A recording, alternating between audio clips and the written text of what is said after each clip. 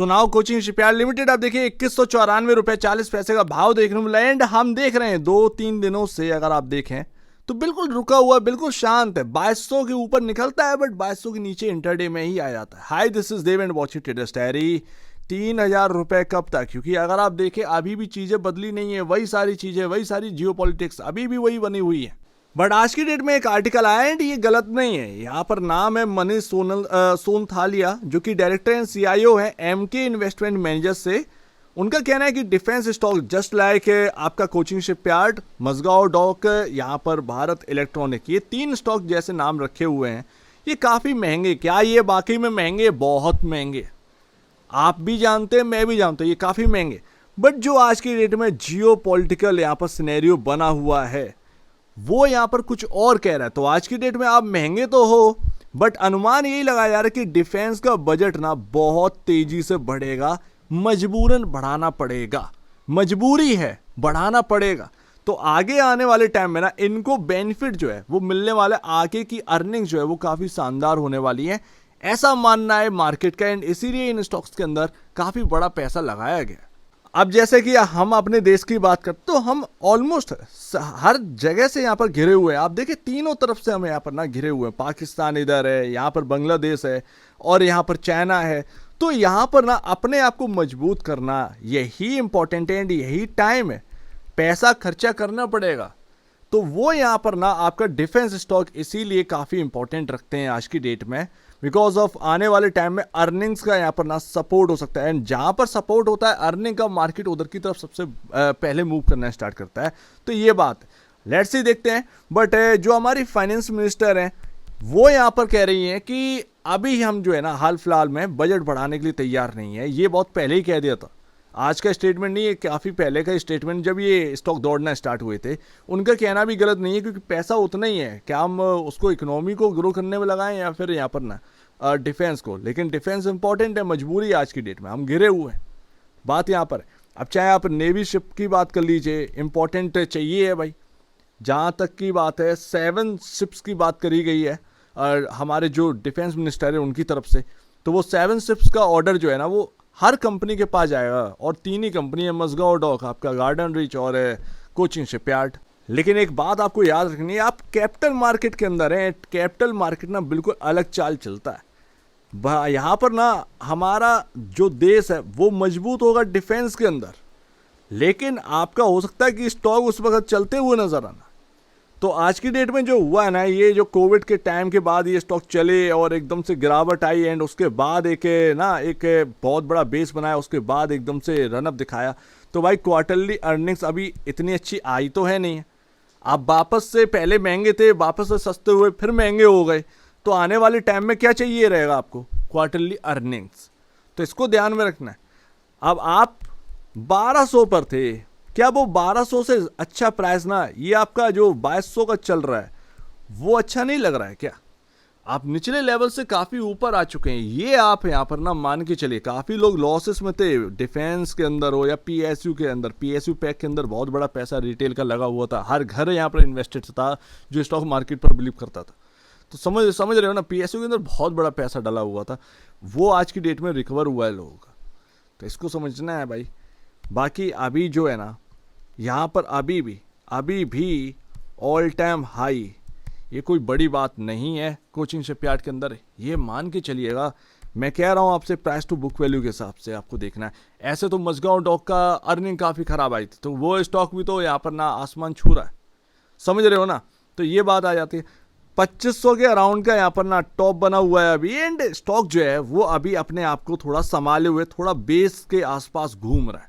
ऐसा नहीं है कि एकदम से आपका हर चीज़ चलती चलेगी, बट एक बार बेस बन जाए एंड उसके बाद चलना स्टार्ट करें। एंड ऐसे में अगर ये 2400, 2450, 2500 का लेवल जो आपका बना हुआ है टॉप, वो अगर निकल जाता है तो डेफिनेटली आप जो बात कर रहे हैं ना कि आपकी नज़र वो लव यू 3000 के पर है, तो वो कभी भी पूरा हो सकता है।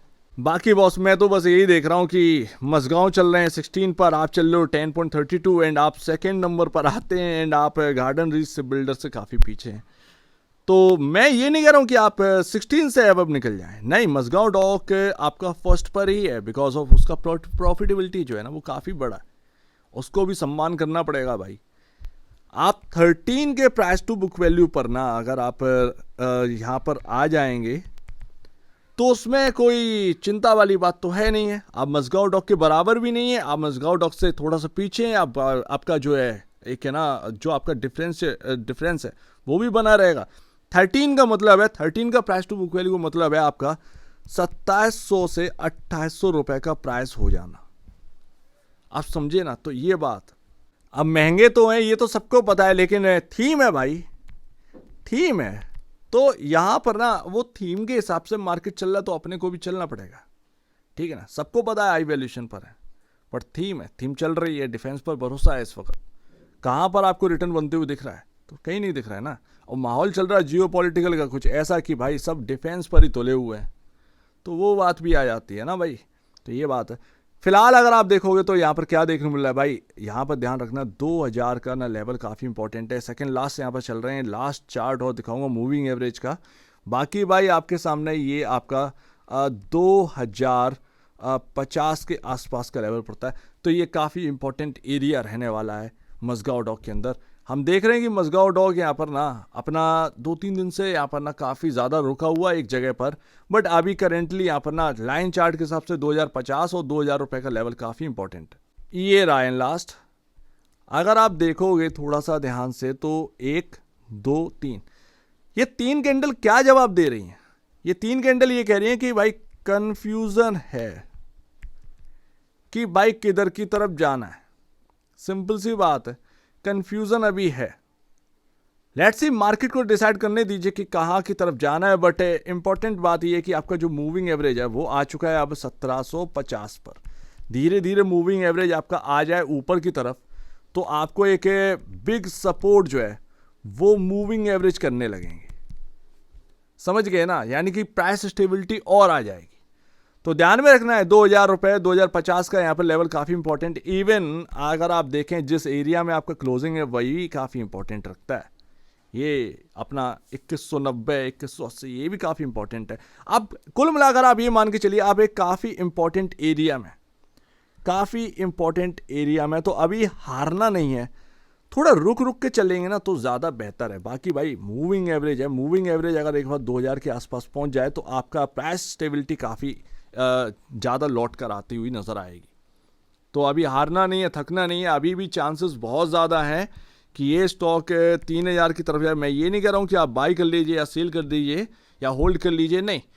मेरा मानना है कि जिन्होंने अभी लोअर प्राइसेस पर बाई करके रखा है उस वक्त जिसने भी रिस्क लिया आज उसके पास रिवॉर्ड है। मैं उनको समझाने की कोशिश कर रहा हूँ यहाँ पर। ऐसा नहीं है कि यहाँ पर ना कुछ अलग बातें चल रही हैं। बहुत ही इंपॉर्टेंट बात है। एंड उम्मीद यही है, मेरी भी उम्मीद यही है। ऐसा नहीं है कि मैं कोई जादूगर हूँ या फिर मैं जादूगर वाली बातें कर रहा हूँ, नहीं। उम्मीद यही है कि प्राइस टू बुक वैल्यू के हिसाब से 3000 के आसपास ये स्टॉक कहीं ना कहीं ट्रेड करता हुआ मिले आने वाले टाइम में। और यहाँ पर अगर कोचिंग शिपयार्ड महंगा है तो गार्डन रीच भी महंगा है एंड उससे भी ज़्यादा मजगांव डॉक फिर महंगा है।